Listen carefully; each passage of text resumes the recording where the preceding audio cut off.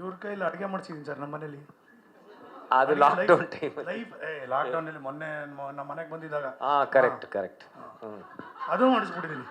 ಅಡಿಗೆ ಅವನು ಹೇಳ್ದ ಇದಾಕು ಅದಾಕು ಅಂತ ಹಾಕಿದೀನಿ ಅಷ್ಟೇ. ಅದು ಹೆಂಗ್ ಬಂದ, ನಾನಂತೂ ತಿಂದಿಲ್ಲ, ಅವರೇ ತಿಂದಿಲ್ಲ. ಅಣ್ಣ ಹೇಳ, ನಾನ್ ತಿಂದಿಲ್ಲ ಸರ್ 2 kg ಚಿಕನ್ ವಿಂಗ್ಸ್ ತರಿಸಿದೆ ಸರ್, ಮಿಕ್ಕಿದ ಅರ್ಧ ಗ್ರಾಮ್ ಮಿಕ್ಕಿದೆ, ಅರ್ಧ kg ಮಿಕ್ಕಿದೆ ಸರ್. ಚೆನ್ನಾಗಿದೆ ಅಂದ್ಬಿಟ್ಟು ತಿಂದು ನೋಡಿ. ಅಲ್ಲ, ಫಸ್ಟೇ ಮಾಡಿದ್ದನ್ನ ನಾನು ತಿಂದೆ, ನಾನು ಮಾಡಿದ್ದು ನಾನು ತಿನ್ಲಿಲ್ಲ, ಅವನು ತಿಂದ. ಸೊ ಒಳ್ಳೇದಾಗ್ಲಿ ಎಲ್ಲಾರ್ಗು. ನಾನೇ ಆಲ್ ದ ಬೆಸ್ಟ್ ಹೇಳ್ಕೊಬೇಕಾ ಅಥವಾ ನಿನಗೆ ಆಲ್ ದ ಬೆಸ್ಟ್ ಹೇಳ್ಬೇಕಾ? ನೀನು ನನ್ಗೆ ಹೇಳ, ನಾನು ಹಿಂಗೆ ಹೇಳ್ತೀನಿ. All the best Sujan.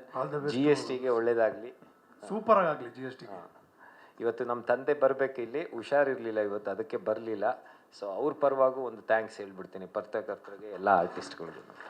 ಇದು ಫಸ್ಟ್ ಟೈಮು ನನಗೆ ಗೊತ್ತಿಲ್ಲ ಈ ಥರದ್ದು ಆಗಿದೆಯೋ ಇಲ್ವೋ ಅಂತ.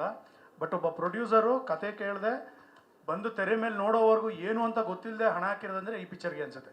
ಯಾಕಂದರೆ ದೊಡ್ಡವ್ರನ್ನ ಡ್ಯಾಡಿ ಅಂತ ಕರಿತೀವಿ. ಆವಾಗ ಹೇಳ್ತಾ ಇದ್ದೆ, ಅವ್ರು ಬಂದು ಪಿಕ್ಚರ್ ನೋಡ್ಬಿಟ್ಟು ಇವತ್ತೇ ಕಡೆ ನೋಡಿದ್ದು, ನಾನು ಸ್ಟೋರಿನೇ ಗೊತ್ತಿಲ್ಲ ಅಂತ. ಸಂದೆ ಇನ್ನೂ ನೋಡಿಲ್ಲ ಪಿಕ್ಚರು, ನಾನು ಇನ್ನೂ ನೋಡಿಲ್ಲ, ಸ್ಟೋರಿನೂ ಗೊತ್ತಿಲ್ಲ. ಬಟ್ ನಮಗೆ